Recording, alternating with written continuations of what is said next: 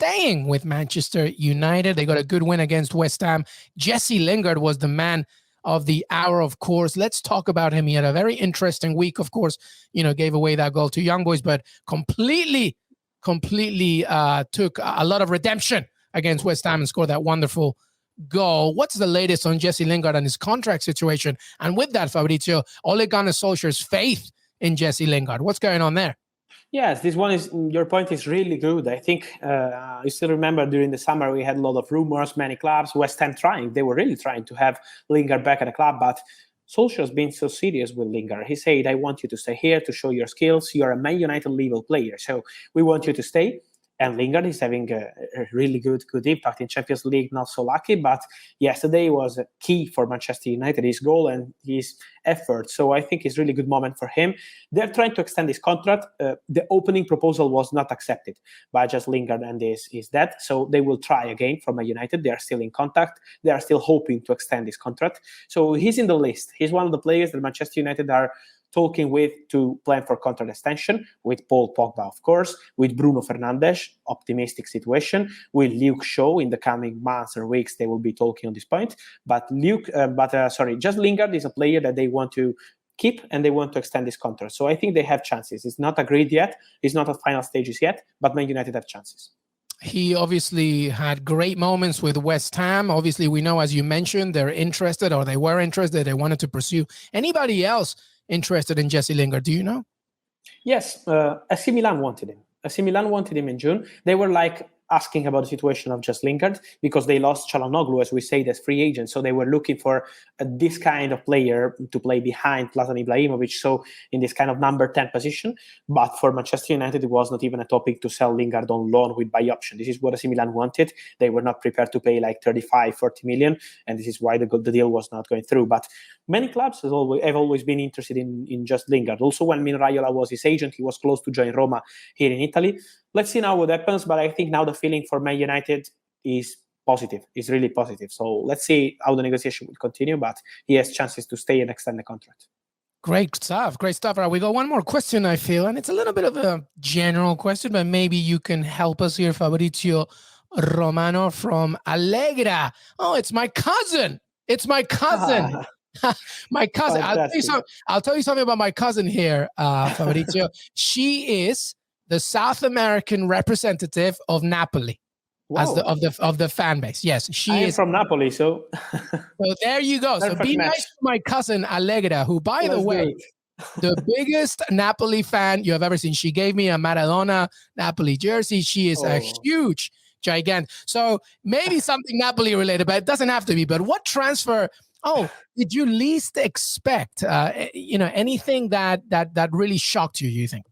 I'm going to mention a player who was scoring against Napoli, so not the best memory for Allegra, but let's do it. I'm going to mention Romelu Lukaku. I want to be honest with you, because I was not expecting this move this summer. Romelu Lukaku was saying, I'm the king of Milano, I'm really happy with Inter life, and Inter directors, Lukaku is staying, Lukaku is key for our project. It was the end of July, it was not May. It was the end of July, saying he's key player for our project. Simone Inzaghi, the manager, the day that Lukaku was back from holidays after Euros, immediately picked with Lukaku, showing we are ready to start together. After Conte, we'll do something big. So in Inter, everyone was saying Lukaku is staying. No way he's going. It's impossible. And from Lukaku's side, the same. So it was really unexpected, Lukaku to leave Inter. I think what Chelsea did was the perfect strategy to convince the player, to have the right proposal with Inter with 115 million euro. That is a record fee for Serie A. So I think the strategy from Chelsea was perfect, also on a media way, because from Inter they were saying impossible, but they were working on it on Chelsea's side. And so I was really not expecting this move for Romelu Lukaku. And I had to say congrats to Chelsea, because they did a great deal with the right strategy. Amazing. Even more than Lionel Messi, Fabrizio, even more than Cristiano Ronaldo, even more than Antoine Griezmann, Romelu Lukaku was the biggest shocker.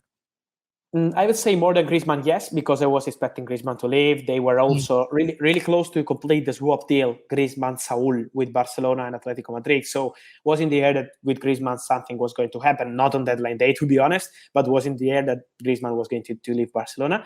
Ronaldo, I was expecting Ronaldo to leave, to be honest. At the end He of the wasn't market, happy. You could tell he wasn't happy. yes, we said many times he wasn't happy. And you remember in this match with Udinese, the opening game of Serie A, Yeah. I still remember what I said. Okay, Ronaldo wants to look for options, wants to look for many possibilities.